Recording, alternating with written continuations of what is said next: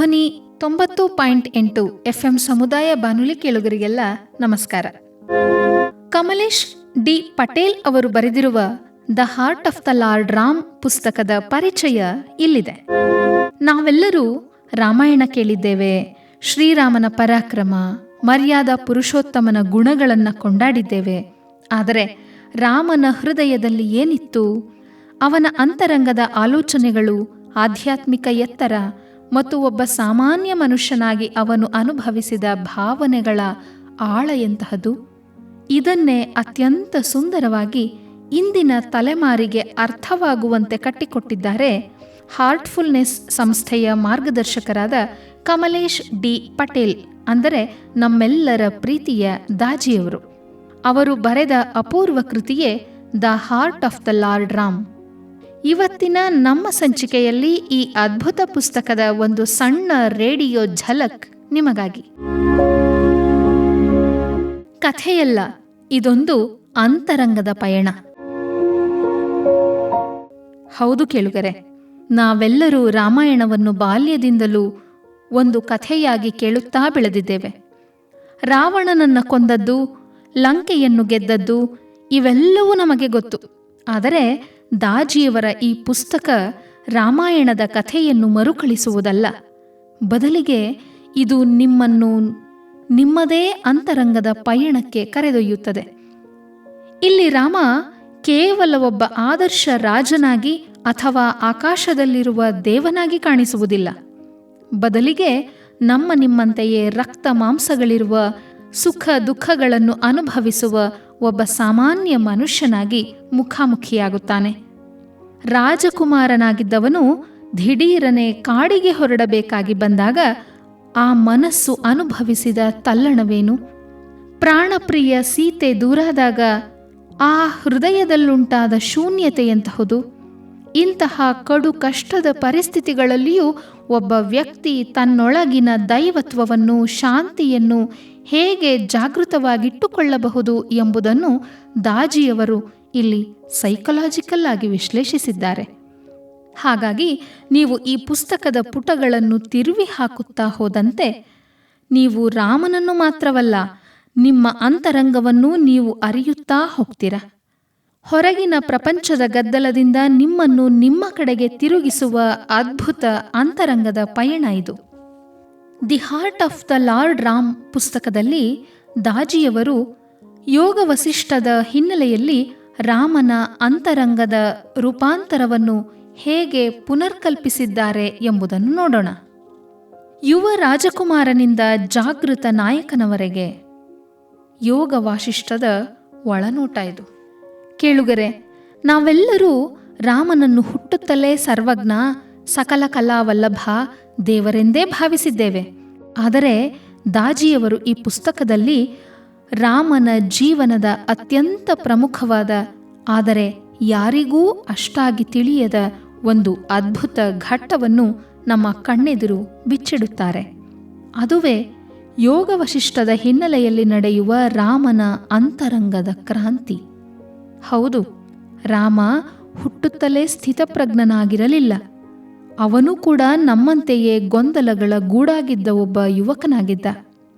ಕಥೆ ಕೇಳಿ ಕೇಳುಗರೆ, ಹದಿಹರೆಯದ ಪ್ರಾಯದಲ್ಲಿ ರಾಮ ಇಡೀ ಭಾರತ ದೇಶವನ್ನು ಸುತ್ತಿ ಅಯೋಧ್ಯೆಗೆ ವಾಪಸ್ ಬರ್ತಾನೆ. ದೇಶದ ಸ್ಥಿತಿಗತಿ, ಜನರ ಕಷ್ಟಗಳು, ಜೀವನದ ಅಸ್ಥಿರತೆಯನ್ನು ಕಂಡು ಅವನ ಮನಸ್ಸಿಗೆ ತೀವ್ರ ವೈರಾಗ್ಯ ಬಂದು ಬಿಡುತ್ತೆ. ಈ ಜಗತ್ತು ಯಾಕೆ ಹೀಗಿದೆ? ಸುಖ ಅಂದರೆ ಏನು? ದುಃಖ ಯಾಕೆ ಬರುತ್ತೆ? ನಾನು ಯಾರು?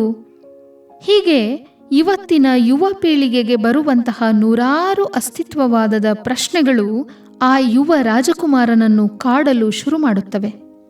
ರಾಮ ಎಷ್ಟು ಖಿನ್ನನಾಗುತ್ತಾನೆ ಎಂದರೆ, ಅರಮನೆಯ ಸುಖ ಭೋಗಗಳನ್ನು ತ್ಯಜಿಸಿ ಊಟ ನಿದ್ರೆ ಬಿಟ್ಟು ಮೌನಿಯಾಗಿ ಕೂತು ಬಿಡುತ್ತಾನೆ. ಒಬ್ಬ ಯುವಕ ಪ್ರಶ್ನಿಸುವ ರಾಜಕುಮಾರನ ಗೊಂದಲದ ಸ್ಥಿತಿಯದು. ಅದೇ ಸಮಯದಲ್ಲಿ ಅಯೋಧ್ಯೆಯ ರಾಜಸಭೆಗೆ ಮಹರ್ಷಿ ವಸಿಷ್ಠರ ಆಗಮನವಾಗುತ್ತೆ. ಅವರು ರಾಮನ ಈ ಆಧ್ಯಾತ್ಮಿಕ ಬಿಕ್ಕಟ್ಟನ್ನು ನೋಡಿ ದೂಷಿಸುವುದಿಲ್ಲ. ಬದಲಿಗೆ ಅವನ ಪ್ರಶ್ನೆಗಳನ್ನು ಗೌರವಿಸಿ ಅವನಿಗೆ ಬ್ರಹ್ಮಜ್ಞಾನದ ಬೋಧನೆ ಮಾಡುತ್ತಾರೆ. ಆ ಸಂವಾದವೇ ಯೋಗವಾಸಿಷ್ಠ. ದಾಜಿಯವರು ಈ ಪುಸ್ತಕದಲ್ಲಿ ಆ ಯೋಗವಾಸಿಷ್ಠದ ತತ್ವಗಳನ್ನು ಇಂದಿನ ಕಾಲಕ್ಕೆ ತಕ್ಕಂತೆ ಅದ್ಭುತವಾಗಿ ಪುನರ್ಕಲ್ಪಿಸಿದ್ದಾರೆ. ವಸಿಷ್ಠರ ಮಾರ್ಗದರ್ಶನದಲ್ಲಿ ಆ ಯುವ ರಾಮ ಹೇಗೆ ತನ್ನ ಪ್ರತಿಯೊಂದು ಗೊಂದಲವನ್ನು ದಾಟಿ ಮನಸ್ಸನ್ನು ಸಂಪೂರ್ಣವಾಗಿ ಗೆದ್ದು ಒಬ್ಬ ಸಮಚಿತ್ತ ಪ್ರಜ್ಞಾಪೂರ್ವಕ ನಾಯಕನಾಗಿ ರೂಪಾಂತರಗೊಳ್ಳುತ್ತಾನೆ ಎಂಬುದನ್ನು ಲೇಖಕರು ಇಲ್ಲಿ ಮನೋವೈಜ್ಞಾನಿಕವಾಗಿ ವಿಶ್ಲೇಷಿಸಿದ್ದಾರೆ. ಈ ಪ್ರಯಾಣ ಕೇವಲ ರಾಮನದ್ದಲ್ಲ ಕೇಳುಗರೆ, ಇದು ನಮ್ಮದೇ ಕಥೆ. ನಮ್ಮೊಳಗೂ ಒಬ್ಬ ಗೊಂದಲದ ಪ್ರಶ್ನಿಸುವ ಯುವ ರಾಜಕುಮಾರನಿದ್ದಾನೆ. ನಮಗೂ ಬದುಕಿನ ದಾರಿ ಕಾಣದೆ ಕತ್ತಲಲ್ಲಿ ನಿಂತ ಅನುಭವವಾಗುತ್ತದೆ.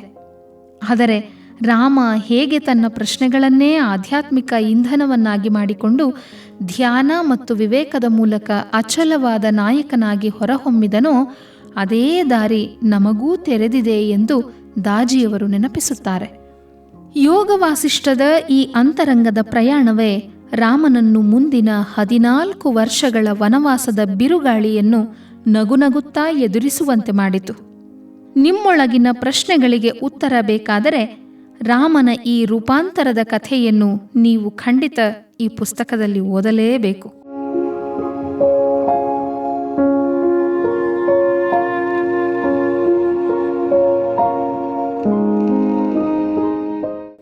ಶ್ರೀರಾಮನ ಗುಣಗಳು ಇಂದಿನ ಬದುಕಿಗೆ ದಾರಿದೀಪ. ನಿಜ ಹೇಳಿ ಕೇಳುಗರೆ, ಇವತ್ತಿನ ನಿಮ್ಮ ಲೈಫ್ ಹೇಗಾಗಿದೆ ಅಲ್ವಾ? Office pressure, business tension, relationship ಗೊಂದಲಗಳು, ಸಣ್ಣದೊಂದು ಹಿನ್ನಡೆಯಾದರೂ ಸಾಕು ನಾವೆಲ್ಲರೂ ತಕ್ಷಣ ತಾಳ್ಮೆ ಕಳೆದುಕೊಂಡು ಬಿಡ್ತೀವಿ, ಡಿಪ್ರೆಷನ್ಗೆ ಜಾರಿ ಬಿಡ್ತೀವಿ. ಇಂತಹ ಇಂದಿನ ಗೊಂದಲಮಯ ಬದುಕಿಗೆ ಶ್ರೀರಾಮನ ಗುಣಗಳು ಹೇಗೆ ದಾರಿದೀಪವಾಗಬಲ್ಲವು ಅನ್ನೋದನ್ನು ದಾಜಿಯವರು ಈ ಕೃತಿಯಲ್ಲಿ ಕಣ್ಣಿಗೆ ಕಟ್ಟಿದ ಹಾಗೆ ಹೇಳಿದ್ದಾರೆ. ಶ್ರೀರಾಮನ ಜೀವನ ಕೇವಲ ತ್ರೇತಾಯುಗದ ಇತಿಹಾಸವಲ್ಲ, ಅದು ಇಂದಿನ 21ನೇ ಶತಮಾನದ ಒತ್ತಡದ ಬದುಕಿಗೆ ಬೇಕಾದ ದಿಕ್ಸೂಚಿ. ಪುಸ್ತಕದಲ್ಲಿ ದಾಜಿಯವರು ಶ್ರೀರಾಮನ ಪ್ರಮುಖ ಗುಣಗಳಾದ ತಾಳ್ಮೆ, ಕರುಣೆ, ಸ್ಥಿತಪ್ರಜ್ಞತೆ ಮತ್ತು ನಿಸ್ವಾರ್ಥ ಪ್ರೇಮವನ್ನು ಇಂದಿನ ಕಾರ್ಪೊರೇಟ್ ಜಗತ್ತಿಗೆ ಅಥವಾ ನಮ್ಮ ದೈನಂದಿನ ಜೀವನಕ್ಕೆ ಹೇಗೆ ಅನ್ವಯಿಸಿಕೊಳ್ಳಬಹುದು ಅಂತ ವಿವರಿಸ್ತಾರೆ. ತಾಳ್ಮೆ ರಾಮನ ಅಸ್ತ್ರ, ನಮ್ಮ ಅಗತ್ಯ.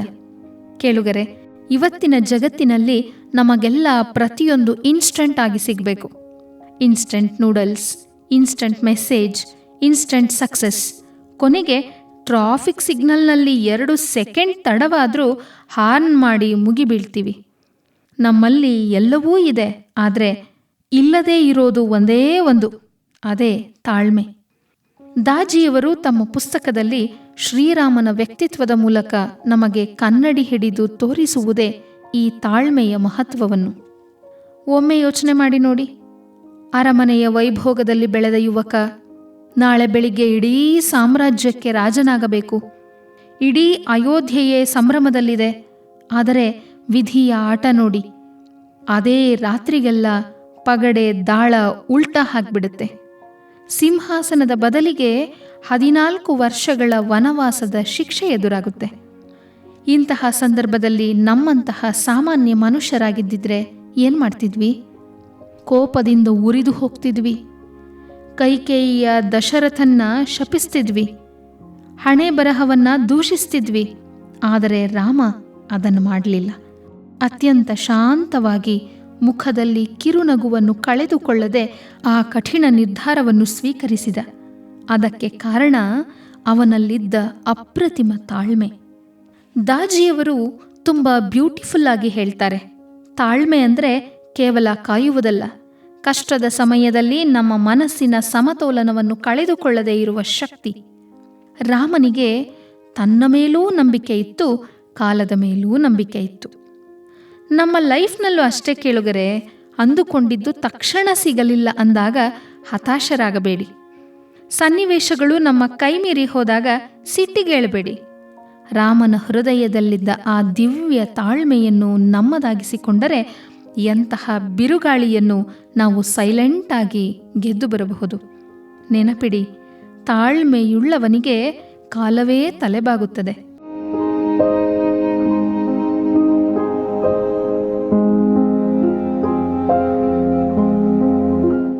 ಕರುಣೆ, ಗಡಿಗಳಿಲ್ಲದ ರಾಮನ ಪ್ರೀತಿ. ಕೇಳುಗರೆ, ಇವತ್ತಿನ ಕಾಂಪಿಟೇಟಿವ್ ಜಗತ್ತಿನಲ್ಲಿ ನಾವೆಲ್ಲರೂ ಎಷ್ಟು ಸ್ವಾರ್ಥಿಗಳಾಗಿ ಬಿಟ್ಟಿದ್ದೇವೆ ಅಲ್ವಾ? ನಾನು, ನನ್ನದು, ನನ್ನ ಕುಟುಂಬ ಅನ್ನೋ ಆಲೋಚನೆಯಲ್ಲೇ ಬದುಕು ಕಳೆದು ಹೋಗ್ತಿದೆ. ರಸ್ತೆಯಲ್ಲಿ ಯಾರಿಗೋ ಕಷ್ಟವಾದರೆ ನಿಂತು ನೋಡುವ ಪುರುಸೊತ್ತಿಲ್ಲ. ಇನ್ನು ಪ್ರಾಣಿ ಪಕ್ಷಿಗಳ ಕಷ್ಟವಂತೂ ದೂರದ ಮಾತು. ಇಂತಹ ಸನ್ನಿವೇಶದಲ್ಲಿ ದಾಜಿಯವರ ಈ ಪುಸ್ತಕ ನಮಗೆ ಶ್ರೀರಾಮನ ಕರುಣೆ ಅನ್ನೋ ಮಹಾಗುಣದ ದರ್ಶನ ಮಾಡಿಸುತ್ತೆ. ಕರುಣೆ ಅಂದರೆ ಕೇವಲ ಮತ್ತೊಬ್ಬರನ್ನು ನೋಡಿ ಅಯ್ಯೋ ಅನ್ಕೊಳ್ಳೋದಲ್ಲ ಕೇಳುಗರೆ. ಎದುರಿಗಿರುವವರ ದುಃಖವನ್ನು ತನ್ನದೇ ದುಃಖ ಎಂದುಕೊಂಡು ಮಿಡಿಯೋದು. ಅದಕ್ಕೆ ರಾಮನನ್ನು ಕರುಣಾಸಾಗರ ಅಂತ ಕರೆಯೋದು. ಪುಸ್ತಕದಲ್ಲಿ ದಾಜಿಯವರು ರಾಮನ ಕರುಣೆಯ ವಿಭಿನ್ನ ಆಯಾಮಗಳನ್ನು ನೆನಪಿಸುತ್ತಾರೆ. ಕಾಡಿನಲ್ಲಿ ಅಳಿಲು ತನಗಾಗಿಯೇ ಸೇವೆ ಮಾಡ್ತಿದೆ ಎಂದಾಗ ಅದರ ಬೆನ್ನ ಸವರಿದ ರಾಮನ ಕರುಣೆ, ಎಂಜಲು ಹಣ್ಣುಗಳನ್ನು ಪ್ರೀತಿಯಿಂದ ತಿನಿಸಿದ ಶಬರಿಯ ಭಕ್ತಿಗೆ ಕರಗಿದ ರಾಮನ ಕರುಣೆ, ಇದೆಲ್ಲದರ ನಡುವೆ ಕಡುವೈರಿ ರಾವಣನ ಸಹೋದರ ವಿಭೀಷಣ ಶರಣು ಬಂದಾಗ ಹಳೆಯ ದ್ವೇಷವನ್ನೆಲ್ಲ ಮರೆತು ತಬ್ಬಿ ಆಶ್ರಯ ನೀಡಿದನಲ್ಲ, ಅದು ರಾಮನ ಹೃದಯದಲ್ಲಿದ್ದ ಕರುಣೆಯ ಪರಾಕಾಷ್ಠೆ. ಕೊನೆಗೆ ಯುದ್ಧಭೂಮಿಯಲ್ಲಿ ರಾವಣ ಸತ್ತು ಬಿದ್ದಾಗಲೂ ರಾಮ ದ್ವೇಷ ಸಾಧಿಸಲಿಲ್ಲ. ಮರಣದೊಂದಿಗೆ ವೈರತ್ವ ಮುಗಿಯಿತು ಎಂದು ಗೌರವದಿಂದ ಅಂತ್ಯ ಸಂಸ್ಕಾರ ಮಾಡಲು ಹೇಳುತ್ತಾನೆ. ದಾಜಿಯವರು ತುಂಬ ಅದ್ಭುತವಾಗಿ ಪ್ರಶ್ನೆ ಮಾಡ್ತಾರೆ. ನಮ್ಮನ್ನು ದ್ವೇಷಿಸುವವರನ್ನು, ಹೋಗಲಿ ನಮ್ಮ ಜೊತೆಗಿರುವವರನ್ನು ನಾವು ಕರುಣೆಯಿಂದ ನೋಡ್ತಿದ್ದೀವಾ? ಕರುಣೆ ಅನ್ನೋದು ಕೇವಲ ದೌರ್ಬಲ್ಯ ಅಲ್ಲ, ಅದು ಜಗತ್ತಿನ ಅತ್ಯಂತ ದೊಡ್ಡ ಶಕ್ತಿ. ನಮ್ಮ ದಿನನಿತ್ಯದ ಬದುಕಿನಲ್ಲಿ ನಾವೂ ಕೂಡ ನಮ್ಮ ಸುತ್ತಮುತ್ತಲಿನ ಮನುಷ್ಯರನ್ನು, ಮೂಕ ಪ್ರಾಣಿಗಳನ್ನು ಸ್ವಲ್ಪ ಕರುಣೆಯಿಂದ ನೋಡಲು ಶುರು ಮಾಡಿದರೆ ನಮ್ಮೊಳಗಿರುವ ಅಹಂಕಾರ ಕರಗಿ ಮನಸ್ಸು ಹಗುರಾಗುತ್ತೆ. ರಾಮನ ಹೃದಯದಲ್ಲಿದ್ದ ಆ ಅಪಾರ ಕರುಣೆಯ ಸಣ್ಣ ಹನಿ ನಮ್ಮ ಹೃದಯದಲ್ಲೂ ಮೂಡಲಿ ಅನ್ನೋದೇ ಈ ಪುಸ್ತಕದ ಆಶಯ.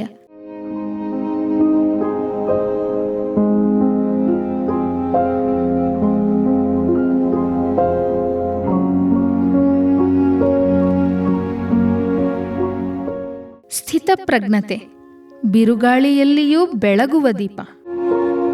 ಕೇಳುಗರೆ, ಇವತ್ತು ನಮ್ಮ ಮನಸ್ಸಿನ ಸ್ಥಿತಿ ಹೇಗಾಗಿದೆ ಗೊತ್ತಾ? ಬೆಳಗ್ಗೆ ಬಾಸ್ ಒಂದು ಮಾತು ಮೆಚ್ಚಿ ಹೇಳಿದರೆ ಸಾಕು, ಆಕಾಶದಲ್ಲಿ ತೇಲಾಡ್ತೀವಿ. ಅದೇ ಸಂಜೆ ಹೊತ್ತಿಗೆ ಯಾರೋ ಒಂದು ಸಣ್ಣ ತಪ್ಪು ಕಂಡು ಹಿಡಿದರೆ ಸಾಕು, ತಳಮಳಗೊಂಡು ಪಾತಾಳಕ್ಕೆ ಕುಸಿದು ಬಿಡ್ತೀವಿ. ಸುಖ ಬಂದಾಗ ಉಬ್ಬಿ ಹೋಗೋದು, ಕಷ್ಟ ಬಂದಾಗ ಕುಗ್ಗಿ ಹೋಗೋದು, ಇದೇ ಇವತ್ತಿನ ಬಹುತೇಕರ ಎಮೋಷನಲ್ ಸ್ಟೇಟಸ್. ಆದರೆ ಇಂತಹ ಏರಿಳಿತಗಳ ಜಗತ್ತಿನಲ್ಲಿ ನಮಗೆ ನಿಜವಾದ ಎಮೋಷನಲ್ ಬ್ಯಾಲೆನ್ಸ್ ಅಥವಾ ಸ್ಥಿತಪ್ರಜ್ಞತೆ ಅಂದರೆ ಏನು ಅನ್ನೋದನ್ನು ದಾಜಿಯವರು ಶ್ರೀರಾಮನ ಜೀವನದ ಮೂಲಕ ಅತ್ಯಂತ ಮಾರ್ಮಿಕವಾಗಿ ಉದಾಹರಿಸಿದ್ದಾರೆ. ಸ್ಥಿತಪ್ರಜ್ಞತೆ ಅಂದರೆ ಭಾವನೆಗಳೇ ಇಲ್ಲದ ಕಲ್ಲಿನ ತರಹ ಇರೋದಲ್ಲ ಕೇಳುಗರೆ. ಕಣ್ಣೆದುರು ಎಂತಹದ್ದೇ ಬಿರುಗಾಳಿ ಬೀಸಿದರೂ ತನ್ನ ಒಳಗಿನ ಶಾಂತಿಯ ದೀಪ ಆರಿ ಹೋಗದಂತೆ ಕಾಯ್ದುಕೊಳ್ಳುವ ಅಪೂರ್ವ ಕಲೆಯದು. ರಾಮನ ಬದುಕನ್ನೊಮ್ಮೆ ನೋಡಿ. ಅವನು ಸುಖದ ಸುಪ್ಪತ್ತಿಗೆಯಲ್ಲಿದ್ದಾಗಲೂ ಬೀಗಲಿಲ್ಲ. ಕಾಡಿನಲ್ಲಿ ಸೀತೆ ಕಾಣೆಯಾದಾಗ ಒಬ್ಬ ಸಾಮಾನ್ಯ ಮನುಷ್ಯನಂತೆ ಹಂಬಲಿಸಿ ಕಣ್ಣೀರಿಟ್ಟ. ಹತಾಶನಾದ. ಆದರೆ ಆ ದುಃಖದಲ್ಲೇ ಮುಳುಗಿ ತನ್ನ ಕರ್ತವ್ಯವನ್ನು ಅವನು ಎಂದೂ ಮರೆಯಲಿಲ್ಲ. ಲಕ್ಷ್ಮಣ ಮೂರ್ಛೆ ಹೋದಾಗ ಇಡೀ ಸೈನ್ಯವೇ ಕಂಗಾಲಾದಾಗಲೂ ರಾಮ ತನ್ನ ವಿವೇಚನೆಯನ್ನು ಕಳೆದುಕೊಳ್ಳದೆ ಸಮಾಧಾನ ಚಿತ್ತದಿಂದ ಮುಂದಿನ ದಾರಿ ಹುಡುಕಿದ. ಎಂತಹ ಕಠಿಣ ಸನ್ನಿವೇಶದಲ್ಲೂ ಅವನ ಮನಸ್ಸಿನ ಆಳದಲ್ಲಿದ್ದ ಆ ಪ್ರಶಾಂತತೆ ಕದಡಲೇ ಇಲ್ಲ. ದಾಜಿಯವರು ಈ ಪುಸ್ತಕದಲ್ಲಿ ಒಂದು ಸೂಕ್ಷ್ಮ ಸತ್ಯವನ್ನು ಬಿಚ್ಚಿಡುತ್ತಾರೆ. ಹೊರಗಿನ ಸನ್ನಿವೇಶಗಳು ಯಾವತ್ತೂ ನಮ್ಮ ನಿಯಂತ್ರಣದಲ್ಲಿ ಇರುವುದಿಲ್ಲ. ಆದರೆ ಆ ಸನ್ನಿವೇಶಗಳಿಗೆ ನಾವು ಹೇಗೆ ಸ್ಪಂದಿಸುತ್ತೇವೆ ಅನ್ನೋದು ಸಂಪೂರ್ಣವಾಗಿ ನಮ್ಮ ಕೈಯಲ್ಲೇ ಇರುತ್ತದೆ. ಅದೇ ಸ್ಥಿತಪ್ರಜ್ಞತೆ ಅಲ್ವಾ? ನಾವು ದಿನನಿತ್ಯ ಹಾರ್ಟ್ಫುಲ್ನೆಸ್ ಧ್ಯಾನದ ಮೂಲಕ ನಮ್ಮ ಅಂತರಂಗವನ್ನು ಸ್ಥಿರಗೊಳಿಸಿಕೊಂಡಾಗ ಆಫೀಸ್ ಟೆನ್ಷನ್ ಇರಲಿ, ಬದುಕಿನ ಆಘಾತಗಳಿರಲಿ, ಯಾವುದೂ ನಮ್ಮನ್ನು ಅಲುಗಾಡಿಸಲು ಸಾಧ್ಯವಿಲ್ಲ. ಸುಖ ದುಃಖ ಎರಡನ್ನೂ ಸಮಾನವಾಗಿ ಸ್ವೀಕರಿಸುವ ಸೋಲು ಗೆಲುವನ್ನು ಸಮಚಿತ್ತದಿಂದ ನೋಡುವ ಆ ರಾಮನ ಸ್ಥಿತಪ್ರಜ್ಞತೆ ನಮ್ಮದಾಗಲಿ. ಆಗ ನಮ್ಮ ಬದುಕು ಒಂದು ಸುಂದರ ಕಾವ್ಯವಾಗತ್ತೆ.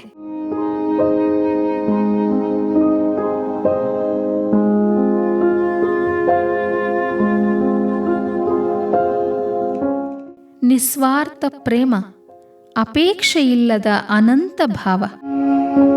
ಕೇಳುಗರೆ, ಇವತ್ತಿನ ಜಗತ್ತಿನಲ್ಲಿ ಪ್ರೇಮ ಅಥವಾ ಲವ್ ಅನ್ನೋ ಪದಕ್ಕೆ ಬೇರೆಯದೇ ಅರ್ಥ ಬಂದು ಬಿಟ್ಟಿದೆ ಅಲ್ವಾ? ಪ್ರತಿಯೊಂದು ಸಂದರ್ಭದಲ್ಲೂ ನನಗೇನು ಸಿಗುತ್ತೆ ಅನ್ನೋ ಲೆಕ್ಕಾಚಾರ, ಅಪೇಕ್ಷೆಗಳು, ಕಂಡೀಷನ್ಗಳು ಎಲ್ಲವೂ ಒಂಥರ ಬಿಸಿನೆಸ್ ಥರ ಆಗ್ಬಿಟ್ಟಿದೆ. ಆದರೆ ಯಾವುದೇ ಬದಲಾವಣೆ ಅಥವಾ ಪ್ರತಿಫಲವನ್ನು ಬಯಸದ ನಿಜವಾದ ನಿಸ್ವಾರ್ಥ ಪ್ರೇಮ ಅಂದರೆ ಏನು ಅನ್ನೋದನ್ನು ದಾಜಿಯವರು ಈ ಪುಸ್ತಕದಲ್ಲಿ ಶ್ರೀರಾಮನ ಹೃದಯವನ್ನು ತೆರೆದು ನಮಗೆ ತೋರಿಸಿಕೊಟ್ಟಿದ್ದಾರೆ. ದಾಜಿಯವರು ತುಂಬ ಬ್ಯೂಟಿಫುಲ್ ಆಗಿ ಹೇಳ್ತಾರೆ, ರಾಮನ ಪ್ರೇಮಕ್ಕೆ ಗಡಿಗಳಿರಲಿಲ್ಲ, ಅದಕ್ಕೆ ಯಾವುದೇ ಕರಾರುಗಳಿರಲಿಲ್ಲ.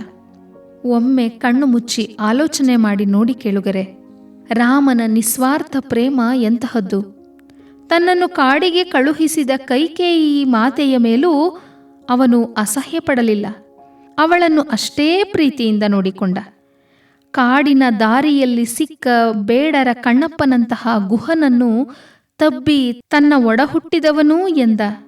ಆ ಪ್ರೀತಿ ಜಟಾಯು ಪಕ್ಷಿ ತನಗಾಗಿ ಪ್ರಾಣ ಬಿಟ್ಟಾಗ ಸ್ವಂತ ತಂದೆಗೆ ಮಾಡುವಂತೆ ಅಂತ್ಯ ಸಂಸ್ಕಾರ ಮಾಡಿದ ಆ ಕೃತಜ್ಞತೆಯ ಪ್ರೀತಿ ಎಲ್ಲವೂ ನಿಸ್ವಾರ್ಥತೆಯ ಪರಮಾವಧಿ.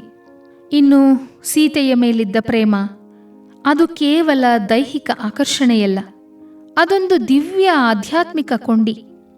ಸೀತೆ ದೂರಾದಾಗ ಇಡೀ ಪ್ರಕೃತಿಯನ್ನೇ ನನ್ನ ಸೀತೆ ಎಲ್ಲಿದ್ದಾಳೆ ಎಂದು ಕೇಳುತ್ತಾ ಅತ್ತ ಆ ರಾಮನ ಪ್ರೇಮ ಇಂದಿಗೂ ಪ್ರೀತಿಯ ಪರಮೋಚ್ಚ ಉದಾಹರಣೆ. ರಾಮ ಎಲ್ಲರನ್ನೂ ಪ್ರೀತಿಸಿದ, ಆದರೆ ಯಾರಿಂದಲೂ ಏನನ್ನೂ ನಿರೀಕ್ಷಿಸಲಿಲ್ಲ. ದಾಜಿಯವರು ಈ ಪುಸ್ತಕದಲ್ಲಿ ನಮಗೆ ಕೊಡುವ ಸಂದೇಶ ತುಂಬ ಸರಳವಾಗಿದೆ. ನಾವು ಯಾವಾಗ ಎದುರಿಗಿರುವವರಿಂದ ಏನನ್ನೂ ನಿರೀಕ್ಷಿಸದೆ ಪ್ರೀತಿಸಲು ಶುರು ಮಾಡ್ತೀವೋ ಆಗ ನಮ್ಮ ಮನಸ್ಸು ಎಲ್ಲ ಕದನಗಳಿಂದ ಮುಕ್ತವಾಗುತ್ತೆ. ನಿಸ್ವಾರ್ಥ ಪ್ರೇಮ ಇರುವ ಕಡೆ ಅಹಂಕಾರ ಇರೋದಿಲ್ಲ. ನಮ್ಮ ಕುಟುಂಬದಲ್ಲಿ, ನಮ್ಮ ಸ್ನೇಹಿತರಲ್ಲಿ, ಕೊನೆಗೆ ನಮ್ಮ ಜೊತೆ ಕೆಲಸ ಮಾಡುವವರಲ್ಲಿ ಯಾವುದೇ ಲೆಕ್ಕಾಚಾರ ಇಡದೆ ಸಣ್ಣದೊಂದು ಪ್ರೀತಿಯನ್ನು ಹಂಚೋಣ. ಆ ರಾಮನ ಹೃದಯದಲ್ಲಿದ್ದ ನಿಸ್ವಾರ್ಥ ಪ್ರೇಮದ ಒಂದು ಸಣ್ಣ ಕಿರಣ ನಮ್ಮದಾದರೆ ಈ ಇಡೀ ಜಗತ್ತೇ ಸುಂದರ ನಂದನವನವಾಗುತ್ತೆ. ಬೆಳಗ್ಗೆ ಪಟ್ಟಾಭಿಷೇಕ ಆಗಬೇಕಿದ್ದ ರಾಮನಿಗೆ ರಾತ್ರೋರಾತ್ರಿ 14 ವರ್ಷ ಕಾಡಿಗೆ ಹೋಗಬೇಕು ಅನ್ನೋ ಆಜ್ಞೆ ಸಿಗುತ್ತೆ. ಅಷ್ಟು ದೊಡ್ಡ ಆಘಾತ ಎದುರಾದಾಗಲೂ ರಾಮ ಕ್ರೋಧಗೊಳ್ಳಲಿಲ್ಲ, ಹತಾಶನಾಗಲಿಲ್ಲ. ಆ ಸ್ಥಿತಪ್ರಜ್ಞತೆ ಇದೆಯಲ್ಲ, ಅದು ನಮಗೆ ಇವತ್ತು ಬೇಕಾಗಿದೆ. ಸವಾಲುಗಳು ಬಂದಾಗ ಕುಗ್ಗದೆ, ಯಶಸ್ಸು ಸಿಕ್ಕಾಗ ಬೀಗದೆ, ಸಮಚಿತ್ತ ಕಾಯ್ದುಕೊಳ್ಳುವುದನ್ನು ರಾಮನ ಹೃದಯ ನಮಗೆ ಕಲಿಸಿಕೊಡುತ್ತದೆ. ನಮ್ಮ ಲೈಫ್ನ ಮ್ಯಾನೇಜ್ಮೆಂಟ್ ಸೂತ್ರಗಳು ಇರೋದೇ ರಾಮನ ಈ ಗುಣಗಳಲ್ಲಿ. ನಾವು ನಮ್ಮ ಅಹಂಕಾರವನ್ನು ಬದಿಗಿಟ್ಟು ಬೇರೆಯವರನ್ನು ಪ್ರೀತಿಸುವುದು ಹೇಗೆ ಅನ್ನೋದಕ್ಕೆ ಶ್ರೀರಾಮನ ನಡೆಗಿಂತ ದೊಡ್ಡ ದಾರಿದೀಪ ಮತ್ತೊಂದಿಲ್ಲ.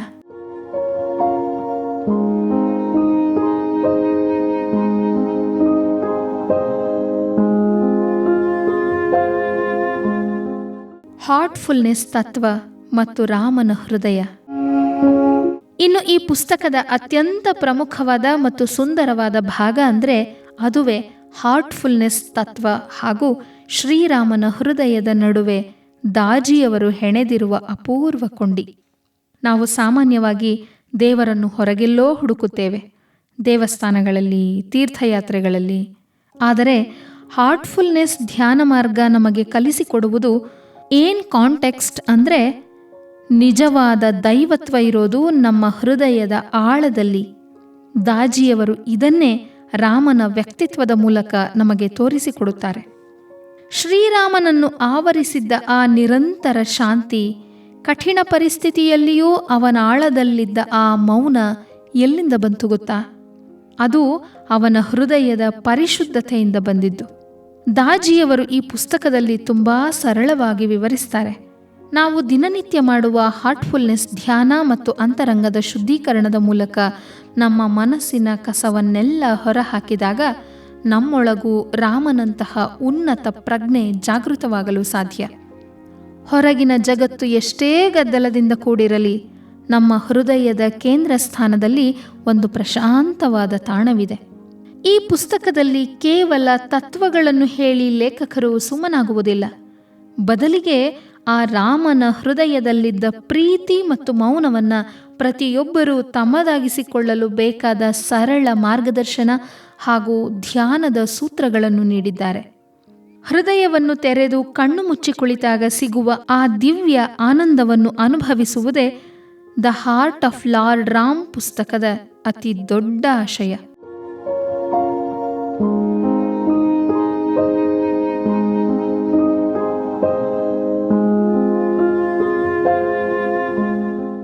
ಹೌದು ಕೇಳುಗರೆ, the heart of lord Ram ಕೇವಲ ಧಾರ್ಮಿಕ ಪುಸ್ತಕವಲ್ಲ. ಇದು ನಿಮ್ಮ ಮನಸ್ಸನ್ನು ಪ್ರಶಾಂತಗೊಳಿಸುವ, ನಿಮ್ಮ ಯೋಚನಾ ಲಹರಿಯನ್ನು ಬದಲಾಯಿಸುವ ಒಂದು ಆಧ್ಯಾತ್ಮಿಕ ಕೈಗನ್ನಡಿ. ರಾಮಾಯಣವನ್ನು ಕೇವಲ ಕಣ್ಣಿನಿಂದ ನೋಡುವುದಕ್ಕೂ ರಾಮನನ್ನು ಹೃದಯದಿಂದ ಅರ್ಥ ಮಾಡಿಕೊಳ್ಳುವುದಕ್ಕೂ ಇರುವ ವ್ಯತ್ಯಾಸವನ್ನು ದಾಜಿಯವರು ಈ ಪುಸ್ತಕದಲ್ಲಿ ಅದ್ಭುತವಾಗಿ ಚಿತ್ರಿಸಿದ್ದಾರೆ. ನಿಮ್ಮ ಬಿಡುವಿಲ್ಲದ ದಿನಚರಿಯ ಮಧ್ಯೆ ಮನಸ್ಸಿಗೆ ನೆಮ್ಮದಿ ಬೇಕು ಎನ್ನಿಸಿದರೆ ಖಂಡಿತ ಈ ಪುಸ್ತಕವನ್ನು ಒಮ್ಮೆ ಓದಿ. ರಾಮನ ಹೃದಯದ ಅರಿವು ನಿಮ್ಮದಾಗಲಿ. ಕೇಳುಗರೆ, ದಾಜಿಯವರ ಈ ಕೃತಿಯನ್ನು ಕೇವಲ ಒಂದು ಧಾರ್ಮಿಕ ಪುಸ್ತಕ ಅಂತ ಕರೆದರೆ ಅದಕ್ಕೆ ಖಂಡಿತ ಅನ್ಯಾಯ ಮಾಡಿದಂತೆ. ಯಾಕಂದರೆ ಇದೊಂದು ಆಧ್ಯಾತ್ಮಿಕ ಸೈಕಾಲಜಿ ಪುಸ್ತಕ ಅಂದರೂ ತಪ್ಪಿಲ್ಲ. ಯಾವುದೇ ಪೂರ್ವಗ್ರಹ ಇಲ್ಲದೆ ವಿಮರ್ಶಾತ್ಮಕವಾಗಿ ನೋಡುವುದಾದರೆ ದಾಜಿಯವರು ಈ ಪುಸ್ತಕದಲ್ಲಿ ರಾಮಾಯಣದ ಪವಾಡಗಳಿಗಿಂತ ಹೆಚ್ಚಾಗಿ ರಾಮನ ವ್ಯಕ್ತಿತ್ವದ ಮಾನವೀಯ ಮೌಲ್ಯಗಳಿಗೆ ಒತ್ತು ನೀಡಿದ್ದಾರೆ. ಇವತ್ತಿನ ಕಾಂಕ್ರೀಟ್ ಜಗತ್ತಿನಲ್ಲಿ ನಾವೆಲ್ಲರೂ ಸಣ್ಣ ಪುಟ್ಟ ಕಷ್ಟಗಳಿಗೂ ಡಿಪ್ರೆಷನ್, ಆತಂಕ ಅಂತ ಒದ್ದಾಡ್ತೀವಿ. ಆದರೆ ತನ್ನ ಇಡೀ ಜೀವನವೇ ಸವಾಲುಗಳಿಂದ ತುಂಬಿದ್ದರೂ ರಾಮ ಹೇಗೆ ತನ್ನ ಮನಸ್ಸಿನ ಸಮತೋಲನವನ್ನು ಕಾಯ್ದುಕೊಂಡಿದ್ದ ಎಂಬುದನ್ನು ಲೇಖಕರು ಅತ್ಯಂತ ಪ್ರಸ್ತುತವಾಗಿ ವಿಶ್ಲೇಷಿಸಿದ್ದಾರೆ. ಇಲ್ಲಿ ರಾಮ ಕೇವಲ ತ್ರೇತಾಯುಗದ ನಾಯಕನಲ್ಲ, ಬದಲಿಗೆ ನಮ್ಮೊಳಗಿನ ಗೊಂದಲಗಳನ್ನು ಪರಿಹರಿಸುವ ಒಬ್ಬ ಆಪ್ತ ಮಾರ್ಗದರ್ಶಕ. ತತ್ವಜ್ಞಾನದ ಕ್ಲಿಷ್ಟ ಪದಗಳನ್ನು ಬಳಸದೆ ಅತ್ಯಂತ ಸರಳ ಇಂಗ್ಲಿಷ್ನಲ್ಲಿ ಹೃದಯಕ್ಕೆ ಮುಟ್ಟುವ ಹಾಗೆ ಬರೆದಿರುವುದು ಈ ಪುಸ್ತಕದ ಅತಿ ದೊಡ್ಡ ಪ್ಲಸ್ ಪಾಯಿಂಟ್. ಈಗ ಕನ್ನಡದಲ್ಲಿಯೂ ಲಭ್ಯವಿದೆ. ಕೊನೆಯದಾಗಿ ಹೇಳಬೇಕೆಂದರೆ, ನೀವು ರಾಮನ ಭಕ್ತರಾಗಿರಲಿ ಅಥವಾ ಇಲ್ಲದಿರಲಿ, ನಿಮ್ಮ ಮನಸ್ಸನ್ನು ಪ್ರಶಾಂತಗೊಳಿಸಲು ಮತ್ತು ಬದುಕಿನ ನಿರ್ಧಾರಗಳನ್ನು ದೃಢವಾಗಿ ತೆಗೆದುಕೊಳ್ಳಲು ಈ ಪುಸ್ತಕ ಪ್ರತಿಯೊಬ್ಬರ ಮನೆಯ ಸೆಲ್ಫ್ನಲ್ಲಿ ಇರಲೇಬೇಕಾದ ಕೃತಿ ಇದು. ರಾಮನ ಹೃದಯದ ಆ ಮೌನ, ಆ ತಾಳ್ಮೆ ನಮ್ಮದೂ ಆಗಲಿ ಅನ್ನೋ ಆಶಯದೊಂದಿಗೆ ಇವತ್ತಿನ ಸಂಚಿಕೆಯನ್ನು ಮುಗಿಸುತ್ತಿದ್ದೇನೆ. ಮತ್ತೊಮ್ಮೆ ಸಿಗೋಣ. ಅಲ್ಲಿವರೆಗೆ ಕೇಳ್ತಾ ಇರಿ ನಿಮ್ಮ ನೆಚ್ಚಿನ ಸಮುದಾಯ ರೇಡಿಯೋ ಜ್ಞಾನಧ್ವನಿ 90.8 FM. ನಮಸ್ಕಾರ.